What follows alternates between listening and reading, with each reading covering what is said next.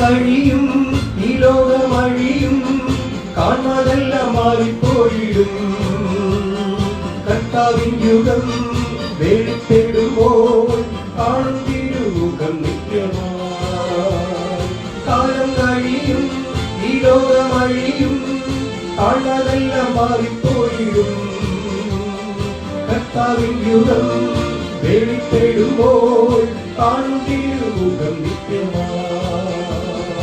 അവൻ കർത്താവേ വേഗം വരണേ, അവൻ കർത്താവേ നിൻ രാജ്യം വരണേ, അവൻ കർത്താവേ വേഗം വരണേ, അവൻ കർത്താവേ നിൻ രാജ്യം വരണേ.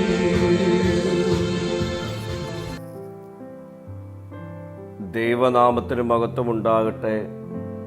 ഇന്നത്തെ പ്രഭാത ധ്യാനത്തിനായി 37 സങ്കീർത്തനം 22 വാക്യം. അവനാൽ അനുഗ്രഹിക്കപ്പെട്ടവർ ഭൂമിയെ കൈവശമാക്കും, അവനാൽ ശപിക്കപ്പെട്ടവരോ ഛേദിക്കപ്പെടും. കർത്താവിനാൽ അനുഗ്രഹിക്കപ്പെട്ടവർ ദേശം അവകാശമാക്കുകയും നിലനിൽക്കുന്ന ജീവിതം ആസ്വദിക്കുകയും ചെയ്യുമെന്നും, അതേസമയം അവനാൽ ശപിക്കപ്പെട്ടവർ ഛേദിക്കപ്പെടുകയും നശിപ്പിക്കപ്പെടുകയും ചെയ്യുമെന്നും ഈ വാക്യം നമ്മെ ഓർമ്മിപ്പിക്കുന്നു. ദൈവത്തിൽ ആശ്രയിക്കുവാനും നീതിപൂർവം ജീവിക്കുവാനും അവൻ്റെ ദിവ്യ പ്രീതിയിൽ സുരക്ഷിതത്വം കണ്ടെത്തുവാനും ഈ വാക്യം നമ്മെ ഓർമ്മിപ്പിക്കുന്നു. തിന്മ ഉപേക്ഷിച്ച് നന്മ ചെയ്യുന്നതിനുള്ള ഒരു ആഹ്വാനമായി ഈ വാക്യത്തെ നമുക്ക് കാണാം. ദൈവഹിതവുമായി പൊരുത്തപ്പെടുന്നതും അവൻ്റെ അനുഗ്രഹം ഉറപ്പാക്കുന്നതുമായ ഒരു ജീവിതത്തിലേക്ക് നമ്മെ ഈ വാക്യം നയിക്കുന്നു. ദൈവത്തിൻ്റെ നീതി ആത്യന്തികമായി വിജയിക്കുമെന്നും ദുഷ്ടന്മാർ ഛേദിക്കപ്പെടുമെന്നും നീതിമാന്മാർക്ക് അവരുടെ വാഗ്ദത്തത്തെ അവകാശം ലഭ്യമാകുമെന്നും ഈ വാക്യം ഉറപ്പ് നൽകുന്നു.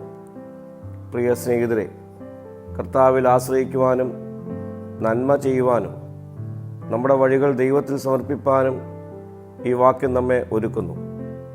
തിന്മ ഉപേക്ഷിച്ച് നന്മ പ്രവർത്തിച്ച് ദൈവഹിതവുമായി പൊരുത്തപ്പെട്ട് അവൻ്റെ അനുഗ്രഹം ഉറപ്പിക്കുന്ന ജീവിതത്തിൻ്റെ ഉടമകളായി തീരുവാൻ ഈ നാളുകൾ നമ്മെ തന്നെ നമുക്കൊരുക്കാം. പ്രാർത്ഥിക്കാം. കർത്താവെ, ദുഷ്ടത വെടിഞ്ഞ് നീതി പ്രവർത്തിക്കുവാൻ ഈ നാളുകൾ എന്നെ ശക്തീകരിക്കണമേ. മഹത്വം നീ എടുക്കണം. യേശുവിൻ്റെ നാമത്തിൽ തന്നെ. ആമീൻ.